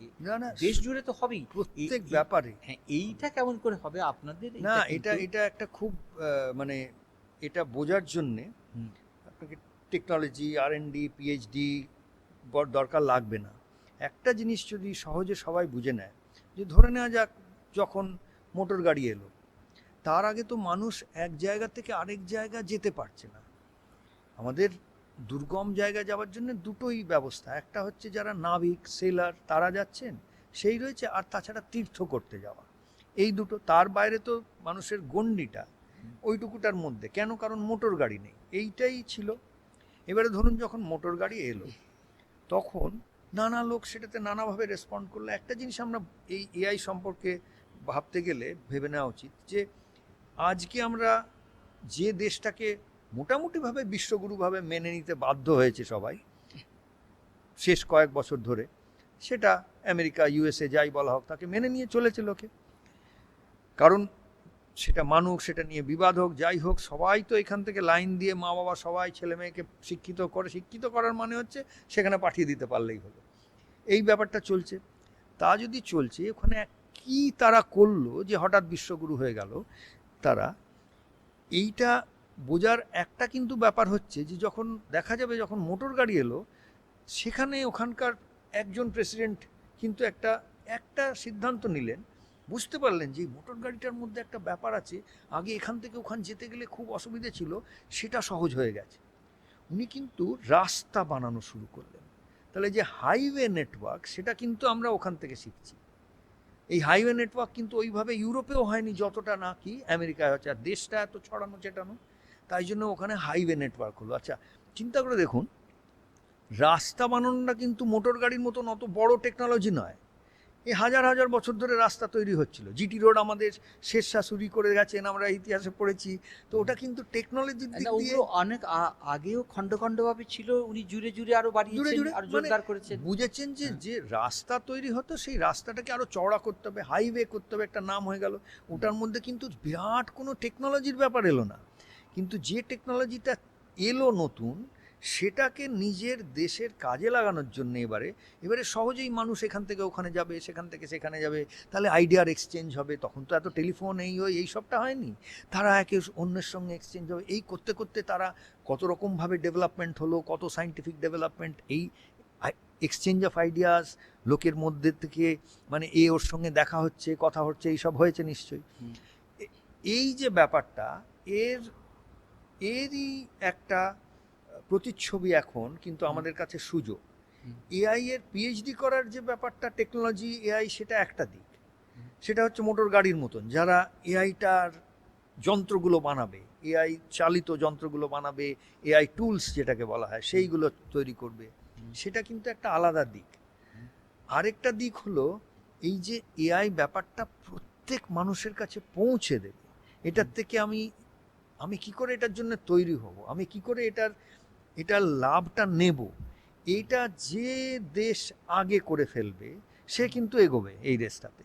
তাহলে আরেকটা দিক দিয়ে বলছি, এই যে বাটিকা নেটওয়ার্কটা কিন্তু একটা উদ্দেশ্য, এআই সম্বন্ধে সবাইকে জানাও, এআই জড়িত যে লাভটা। আজকে একটা চিন্তা করে দেখুন, যে গ্রামের একটি ছেলে যে ভালো করে পড়াশুনো শিখতে পারেনি, ফ্রেঞ্চ তো দূরের কথা, ইংরেজিটাই সে শিখে উঠতে পারেনি, আজকে একদম আজকে এর জন্য কোনো এআইকে আর কোনো এগোতে হবে না, আজকের তারিখে সেই ছেলেটিকে আমরা মানে 2 ঘন্টার মধ্যে শিখিয়ে দিতে পারি, যাতে সে ফ্রান্সে বসে আছে, ফ্রেঞ্চ ভাষায় কথা বলতে পারে, কথা বলতে চায়, সেই লোকটিকে সে তার গ্রামে বসে, এই আপনি যেমন বলছেন একটা ফ্রেঞ্চ প্রেজেন্টেশন তাকে করতে হবে, সে ফ্রেঞ্চ ভাষায় করে পাঠিয়ে দেবে। তাকে একটা ফ্রেঞ্চ মানে ভাষাটা না শিখে সে করে পাঠিয়ে দিতে পারে। এটা এসে গেছে, এর জন্য আর অপেক্ষা করারও দরকার নেই। পরশুই আমি দেখছিলাম একজনের সঙ্গে ওয়েবিনারে কথা হচ্ছিল, অনেকজন ছিলেন, তার মধ্যে একজন ইংরেজি জানেন না, ইটালি জানেন। আর যিনি আমরা কথা বলতে বলতে উনি বুঝতে পারছেন না বলে একজন আছেন, উনি সঙ্গে সঙ্গে আমি যা বলছি সেটা ওকে বলছেন, উনি যা বলছেন আমাকে বলে দিচ্ছেন। এই করে আমি গেলাম যে সঙ্গে সঙ্গে কী ব্যবহার করে করছেন জানি না, আজকাল হয়তো কিছু পড়ছেন, আবার কথাটা উঠে যাচ্ছে, উনি পড়ে পড়ে বলছেন আমি কি বলেছি, আর উনি কি বলছেন সেটাও কি পড়ে পড়ে বলছেন আমাকে। আমাদের এইভাবে আমি আশ্চর্য হয়ে যাচ্ছি। না, আমাদের এই যে বাটিকা নেটওয়ার্ক আমরা যে তৈরি করছি, প্রচুর গ্রামের ছেলেদের এসেছে যারা কাজ করছে। আচ্ছা, তারা কিন্তু সম্পূর্ণভাবে আমাদের যে ট্র্যাকিং সিস্টেম ওই সেগুলো এমন হচ্ছে যে যারা ম্যানেজমেন্ট পজিশনে রয়েছে সে বাংলা জানে না, যে গ্রামের ছেলেটি এসছে সে ইংরেজি জানে না, সিমলেস, মানে এ বাংলা না জেনে এ যা বলছে সেটা হোয়াটসঅ্যাপে ধরুন পাঠানো হচ্ছে, সে ভয়েসটা রেকর্ড করে বলে দিল বাংলায়, ও ওটা ইংরেজিতে বুঝে নিচ্ছে, একদম কোনো মানে কাউকে মধ্যস্থতা করতে হচ্ছে না, একদম মানে তো এই যে নানা রকম, এটা তো আমি একটা দুটো বললাম, আমাকে মানে এটা এত দ্রুত গতিতে এগোচ্ছে সেটা তো আলাদা কথা, এখনকার ডেটে যা এসে গেছে সেটাই যদি একটা উপায় থাকতো যে আমরা আগামী 2 দিনে 10 দিনে যদি আমি শিখিয়ে দিতে পারতাম 2000 লোককে, তারা পটাপট তৈরি হতো কিন্তু অনেক কিছু করার জন্য। তো একদিকে যেমন এটা যে জিনিসগুলো মানুষ বসে বসে শিখছে এখন, স্কুলে যাচ্ছে, কলেজে যাচ্ছে, বছরের পর বছর ধরে শিখছে, আর ভাবছে যে এইগুলো শিখে আমি একটা কর্মরত হব, চাকরি পাবো, কিছু উপার্জন করব, সেইটা কিন্তু গন্ডগোল হয়ে যাবে। সেটা শিখে কোনো লাভ নেই, মানে তার একটা একটা ব্যবস্থা হয়ে গেছে। এখন কি করে ওই টুলটাকে ব্যবহার করব, ওই টেকনোলজিটাকে ব্যবহার করব, সেইটা শিখতে হবে। তো সেইটা না শিখতে পারলে পিছিয়ে থাকবে। আর তারই জন্যে আমরা এইভাবে ভাবছি যে এই যে ভাটিকা নেটওয়ার্কটা, তো তার একটা, কিন্তু এই নেটওয়ার্কটা ছড়ানোর জন্য যদি ওই একটা এপিসেন্টার না থাকে যেখান থেকে, তাহলে নতুন নতুন শান্তিনিকেতন, হ্যাঁ দ্বিতীয় শান্তিনিকেতন বলতে আমার বাধে, কারণ ওইখানের পিছনে রবীন্দ্রনাথ স্বয়ং ছিলেন, সেটা ওটা চির অদ্বিতীয়ই থাকবে। হ্যাঁ, তো একদম আমরা অসংখ্য শান্তিনিকেতনের ছায়া নিয়ে কাজ করি, আমাদের কোনো সবিনয় করি, আমরা কিছুই দ্বিতীয় তৃতীয় পাবো না, আমরা অসংখ্য করি ছোট ছোট ছোট ছোট। তো সেইটাকে জুড়ে আমাদের এই 25% ফ্রুট ফরেস্ট, হ্যাঁ আমাদের সবুজ বাড়াতে হবে 25%, আমাদের 20-22% আছে, আরও 25% বাড়ালে ক্ষতি নেই। ওরা বলে ন্যূনতম 33% থাকা উচিত, আমরা যদি ওটা 45%ই করে ফেলতে পারি তাহলে কোনো ক্ষতি নেই। বরং সুবিধা হচ্ছে কি, আমাদের জল তুলে চাষ করতে হবে না, অনেক জিনিস আমরা ফল থেকে পাবো, জল পেয়ে যাব, ফল পাবো, আর দ্বিতীয়ত হচ্ছে এরা আবার অনেক বেশি জলকে আকর্ষণ করার ক্ষমতাও বাড়িয়ে দেবে। এইটা যদি আমরা একটা লক্ষ্যমাত্রা নিয়ে আমাদের ওই পাহাড়ের প্রায় 7% জায়গা, মানে কাশ্মীর থেকে এখানে অরুণাচল প্রদেশ পর্যন্ত লম্বা যে ইয়ে আছে, এখানে যে 60% জায়গা খালি আছে, সেটা কি ফ্রুট ফরেস্টে 10 বছরের জন্যে, সবটাই যে ফ্রুট ফরেস্ট করতে হবে, অন্য গাছও হোক, কিন্তু অগ্রাধিকার দেওয়া, কমসে কম 25% ফ্রুট ফরেস্ট, ফল বন আমাদের কেমন করে হতে পারে, আমাদের 57% যে কৃষি জমি আছে সেই কৃষি জমিতে উদ্যান কৃষি কেমন করে হতে পারে, এটা রক্ষা পায় না কেন?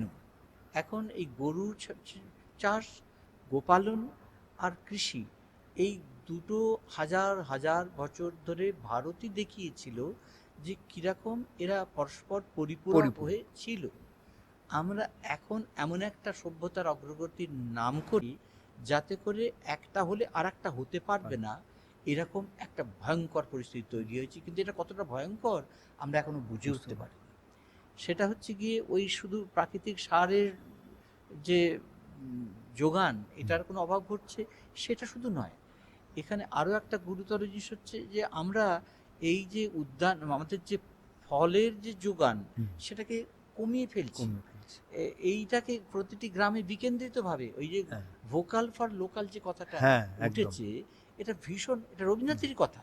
রবীন্দ্রনাথ এটা আজ থেকে প্রায় 150 বছর হয়ে গেছে, প্রায় উনি এটা শুরু করেছিলেন কাজ, 150 বছর পুরো হয়নি, 100 বছরের কিছু বেশি হয়েছে। এইটা মানে 100 বছর তো হয়েছেই, 1 সাল থেকে উনি একবারে কাজ শুরু করেছেন, তারও আগে ওখানে শুরু করেছেন, এটা বুঝতে শুরু করেছেন উনি। ওখানে আলু চাষ করে, নতুন পদ্ধতিতে আলু চাষ করা যায় কি করে, দ্বিজেন্দ্রলাল তখন কৃষি বিজ্ঞানী, বিলেত ফেরত, তাকে দিয়ে উনি শুরু করেছিলেন, প্রচুর আলু চাষ, ব্যর্থ হয়েছিলেন, একবারে সাহস করে তো অন্তত এক্সপেরিমেন্টটা করেছিলেন, এবং তারপরে তো পৃথিবী নিয়েছে, আমাদের বাঙালি তো নিয়েছে। তো উনি একবার প্রথম দিকের আলু চাষি একজন রবীন্দ্রনাথ। গোলাপ ফুল বন্ধুকে কাকে লিখছেন আমি মনে করতে পারছি না, যে গোলাপ ফুল তুমি এখানে এসো, এখানে গোলাপ চাষ করো, ওখানে প্রচুর হবে, আর এটা বিক্রিও করা যাবে। বিক্রির কথাটাকে ওই রকম একজন লোক তিনি বলছেন। ফলে সব জায়গাতেই রবীন্দ্রনাথ কিন্তু এই বিজনেস সোসাইটির যে সীমাবদ্ধতা জেনেও আত্মীয় সামাজিকতার গৌরব বারবার ঘোষণা করেও উনি কিন্তু কোনো এক পেশে হতে যাননি কখনো। উনি এখন যেমন সভ্যতা হাজার হাজার বছর ধরে ভারতবর্ষে এক পায়ে চলেছে শুধু আত্মীয় সামাজিকতার আদর্শ ধরে। সেখানে একটা কমতি ছিল বলেই আজকে আমরা ইউরোপকে গ্রহণ করতে বাধ্য হয়েছি। এটা একটা মেনে নিতে হবে। আবার যদি আমরা আজকে মনে করি আমরা হাজার বছর ধরে এক পায়ে চলেছি, এবারও আমরা আবারও এই পা ছেড়ে দিয়ে ওই পায়ে এক পায়ে চলবো, তাহলে সেটাও ভুল হবে। আমরা এই যে রবীন্দ্রনাথ যে বারবার এই দুটোকে মেলানোর কথা বলতেন, বারবার বলতেন, এবং ওই শিক্ষার মিলনের প্রবন্ধটাতেও উনি এই কথাটা বলেছেন যে আমরা ওই কথাটা আমি ভুলে যাচ্ছি এরকম কথাটা, যে যে আমরা অমৃতকে আমরা ভারত, ওরা মৃত্যুকে ঠেকাবার শক্তি দিয়েছে পাশ্চাত্য দুনিয়া, আর আমাদের কাছে ওরা শিখতে পারে অমৃতের সাধনা। তা এই একটা সুন্দর শ্লোক দিয়ে আমরা এই মুহূর্তে ভুলে যাচ্ছি আমি শ্লোকটা। তো সেইটাতে এইটা মানে মানে মৃত্যুকে ঠেকানো একটা দিক, অমৃতকে লাভ আর একটা দিক, এই দুটোকে মেলানো দরকার এবং সেটা একবারে গ্রাস রুটে মেলাতে হবে, প্রতিটি কাজের মধ্যে মেলাতে হবে। আপনি একটু আগে যখন কথা হচ্ছিল ওই স্পিরিচুয়াল কথাটাকে বললেন, আচ্ছা ওটার মধ্যে না গিয়ে ওই গুডনেসটাকে নিয়ে এলেন, কিন্তু আমার মনে হচ্ছে একদম ওই কথাই হচ্ছে যে মৃত্যুকে ঠেকানোটাও খুব জরুরি, কিন্তু সেইটা ওই মেটেরিয়াল পার্থিব দুনিয়ার ব্যাপার, আর অমৃতের সাধনাটা হয়ে গেল স্পিরিচুয়াল যেটাকে বলছিলেন, সেইটাই একদম। একটা সামান্য গানে রবীন্দ্রনাথের একটা গান, সেইটাতে আমি একটা দেখি খুব মজার জিনিস, যে এইটা এই যখন পড়বে না মোর পায়ের চিহ্ন এই বাটে, যখন বাইব না মোর খেয়াতরি এই ঘাটে। তো এইটা এই যে গোটা গানটা, এই গানটার মধ্যে 4টে স্তবক আছে। 3টে স্তবক জুড়ে তিনি আমি থাকবো না, তার যে বিধুরতা, তখন তোমরা থাকবে তারার পানে চেয়ে চেয়ে, নাইবা আমায় ডাকলে, এরকম একটা বিধুরতাই এইগুলো দিয়ে কাজ করছে। কিন্তু শেষকালে গিয়ে একবারে যেন ঘুরে দাঁড়ালেন, উল্টো কথা বলছেন। তখন কে বলে গো সেই প্রভাতে নেই আমি, সকল খেলায় করবে খেলা এই আমি, নূতন নামে ডাকবে মোরে, বাঁধবে নূতন বাহুর ডোরে, আসবো যাব চিরদিনের সেই আমি। তা এই যে একদিকে আমি একজন দেহধারী, আমি বিনষ্ট হবার সম্ভাবনা যুক্ত হব, এটা নিয়ে দুঃখ আমার থাকতেই পারে, থাকলো, কিন্তু তারপরে আর একটা দিকে যে দুটোকে যে একটা আমি বলি, একটা হচ্ছে ভারত, আর একটা হচ্ছে পাশ্চাত্য দুনিয়া যারা বস্তুকে চিনেছে, আর একটা হচ্ছে মৃত্যুকে ঠেকানোর কথা, আর ঠেকাতে না পারলেই ওই বিপদ, সে দুঃখ পাবেই। আর এ অমৃত লাভের কথা বলেছে।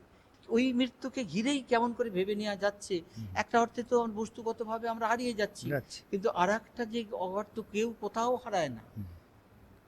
এই যা কিছু আছে নদী তট সম কেবলই বৃথাই, প্রবাহ আকরি রাখিবারে চাই, একে একে বুকে আঘাত করিয়া ঢেউগুলি কোথা ধায়, যাহা যায় আর যাহা কিছু থাকে সব যদি দিই সপিয়া তোমাকে, তবে নাহি ভয়, সবই জেগে রয় তব মহামহিমায়। তোমাতে রয়েছে কত শশী ভানু, হারায় না কভু অনু পরমাণু, আমারই ক্ষুদ্র হারাধনগুলি রবে নাকি তব পায়। এ একবারে কোথায় চলে জানেন। এই যে দুটোকে একসঙ্গে ধরতে পারে না, এ এক অনবদ্য জিনিস, কাউকে ত্যাগ করতে হবে না। এই জন্য রবীন্দ্রনাথ দ্বৈতবাদী, এবং দ্বৈতবাদী মানেও কিন্তু যে অদ্বৈতকে মানেন না, মানেন না তা নয়, এই ধরেই তিনি পৌঁছে যান। একের ভিতর একের দেখা না পাই, দুজনার যোগে পরম একের তাই, দুইকে চাই। রবীন্দ্রনাথ দুইকে ধরেই যাবেন, তাতে এই প্রকাশমান বিশ্ব সেখানে বেশ খুব ভালো রকমে আছেন, আবার তাকে ছাড়িয়ে যে একটা আত্মিক বিশ্ব আছে, সেই বিশ্বটাও তার কাছে মানে খুব প্রিয়। যাই হোক, আমরা এই কাজের সময় এই কথাগুলোতে আমরা যেতে চাই না, কিন্তু আমার মনে হয় কি এটা এইরকম একটা অনুষঙ্গ তৈরি করে, আমি নতুনভাবে আমি যাকে বলে কারেন্টেড বোধ করা, ইন্সপায়ার্ড বোধ করা, যে এইরকম অনুষঙ্গ একটা তৈরি করলে, এটা আমার মাথায় ছিল না। আমি ভাবি একটা উপাসনালয় থাকা দরকার, সেখানে মাঝে মাঝে বসা দরকার, মেডিটেশন করা দরকার, কিন্তু মেডিটেশনের সঙ্গে এই আয়োজনটুকু করা দরকার। আমি জেনদের দেখেছি, জেন বুদ্ধিস্ট, হ্যাঁ, আমি ওদের দেখেছি ওই আমেরিকাতেই। হুম। ওরা এরকম, ওরা কথা বলার ধরনটা এত সুন্দর না, মানে অবাক করা। ওরা এত শব্দ ব্যয় করে না। হ্যাঁ। ওরা সবাইকেই বলে একটু তুমি বলো, তুমি বলো, তুমি বলো করে বলেন। আর একজনের বলার পরে অবকাশ তৈরি হয়, এটা বাজায়, যেটা অবকাশ তৈরি হয়, আবার আস্তে করে আরেকজন একটুখানি বলে। যে বলাটা শুধু নয়, বলাটাকে নেওয়ার একটা অবকাশ রচনা করা। সেটাই। এই বাজনাকে, এই এই ঠং করে একটা বাজনা, তার মধ্যে দিয়ে, এটা আমার খুব ভীষণভাবে আমার ভালো লেগেছিল। এইগুলোকে করাও দরকার আছে। এটা ঠিক আনুষ্ঠানিকভাবে ঘুরে ঘুরে সবাইকার কথা বলা, ওইটাকে নিজেদের মতো করে একটু সাজিয়ে একদম। নেওয়া।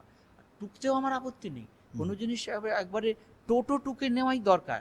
হুম। কিন্তু আমরা যেমন এই দলবাদকে আমরা টোটো টুকে নিয়েছি, সেইটা এটা কতটা ভালো হয়েছে আমি জানি না, কিন্তু কিন্তু কিন্তু আমি মনে করি যে মানে একটু নিজেদের মতো করে করা, এটা হুম। কিন্তু এত সুন্দর যে এটাকে টোটো টুকে নেওয়াই যায়। হ্যাঁ, খুব না এটা তো সুন্দর। আজকাল লোকের চিন্তা যে আচ্ছা একটা এটা পডকাস্ট, যেমন পডকাস্ট রেকর্ড হচ্ছে সোশ্যাল মিডিয়াতে, কারুর ধৈর্য নেই, ও বাবা এই সব দিয়ে এমনি করে শুরু করলে লোকে শুনবেই না, এই শুনতে শুনতেই সে টুক করে অন্য জায়গায় চলে যাবে, এই সব হ্যাঁ, লোকের চিন্তা। ভয় থাকে। কিন্তু কি করা যাবে, যাবে কোনো একটা সময় আসবে যখন মানুষ না, এর ধৈর্য। আরেকটা আকর্ষণ হবেই, বিকল্প। এই যে একটা এতদিন আমরা যা চলেছি, ঠিক তার উল্টোটার দরকার তত বেশি হয়ে যায়। আজকে যে এই গ্লোবালাইজেশন হয়েছে, এর জন্যেই তো বেশি করে প্রয়োজন হয়েছে লোকালাইজেশনের, ভোকাল ফর লোকালের। ফলে এই একটা কিছু দিক অনেক দূর এগিয়ে গেলে তখন তার বিপরীতটাকে আবার সঙ্গতভাবে সঙ্গে নেওয়াটারও দরকার হয়ে পড়ে। আর তার জন্য উল্টো বলতে আমরা তো পডকাস্টই করছি, সেটা তো আজকের যুগের হাওয়া, কিন্তু সেই- তার সঙ্গে একটুখানি যদি ওই যে সবগুলোর মধ্যেই খালি তাড়াতাড়ি, একটা নিয়ম আছে পডকাস্ট যারা করছেন বলছেন, এটা যে সার্ভে করে দেখেছেন যে তাড়াতাড়ি কথা না বলতে পারলে হবে না। এবং অন্যকে দাবি দিয়ে না বলতে পারে। হ্যাঁ, না, আমি ওই পডকাস্ট বা এগুলো সম্বন্ধে বলছি না, আমাদের দৈনন্দিন যাপনের মধ্যেও হয়তো সাপ্তাহিক একটা দিন আমরা বসছি, পরস্পর মত বিনিময় করছি, কিন্তু মত বিনিময় অনেক বেশি সশব্দ হয়ে উঠলে সেখানে অনেক জিনিস আমরা হারিয়ে হারিয়ে ফেলি। আমরা মনের ভেতরকার কথাগুলোকে আসতেই দিই না, টোকা কথা, এলোমেলো কথা, যে কথা না বললেও চলে সেই কথাগুলোকে নিয়ে আসি। সেজন্যে ওইখানে একটু অবকাশ দিয়ে বলতে পারলে তাতে অনেক বাচ বিচার করে প্রয়োজনীয় কথাগুলি আমরা বলতে পারি। অনেক জবধানের দরকার তো এই জন্যই। নিশ্চয়ই। সেই আমি জীবন যাপনের সঙ্গে মিলিয়ে নেবার কথা বলছি। পডকাস্টে একটু হয়তো কোনদিন ছবি তুলে নিয়ে দেখানো হলো তার, সেটা হতে পারে, কিন্তু জীবন না, যাপন এখন মোটামুটি কি হয়ে গেছে যে মানুষ তো ওই সোশ্যাল মিডিয়া এসে যাওয়াতে জীবনটাকেই ব্রডকাস্ট করে দিচ্ছে।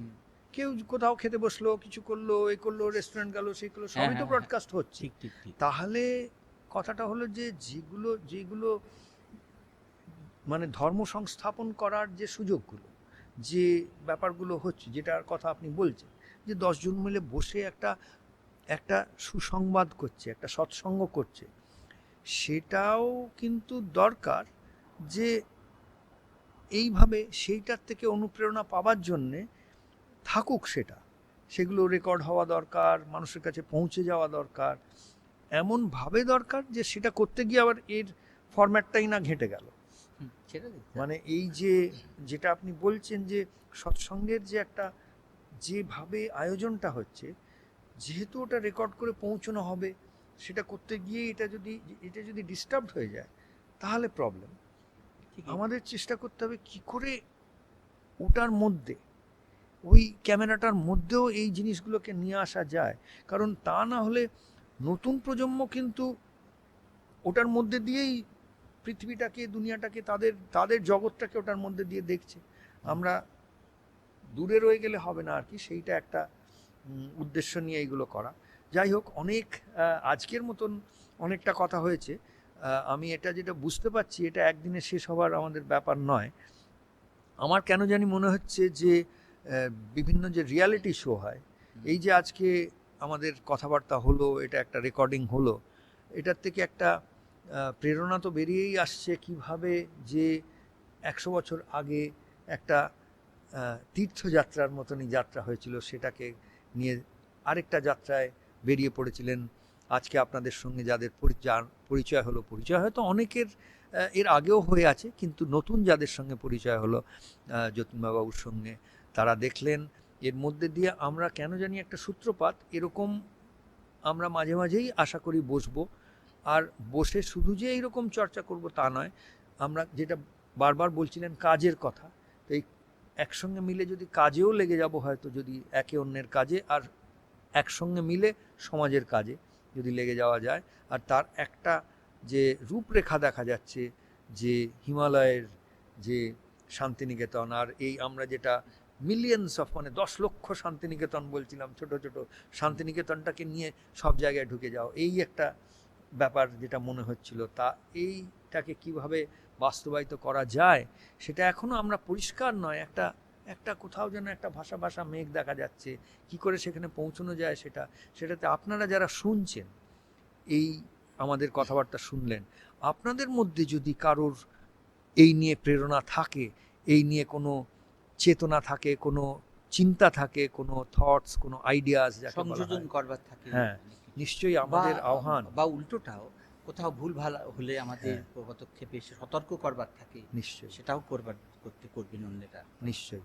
মানে এখন সাধনটা তো খুব সহজ, এই যে আপনারা শুনছেন, টুক করে একটা নিচে গিয়ে একটু লিখে দিতে পারেন, একটা দিতে পারেন, আমরা জেনে যাই যে আপনারাও এই নিয়ে ভাবছেন, আপনাদেরকেও আমরা সংযোজন করে নিয়ে এই যাত্রাপথের মধ্যে আমাদের এটা করলে খুবই ভালো হয়।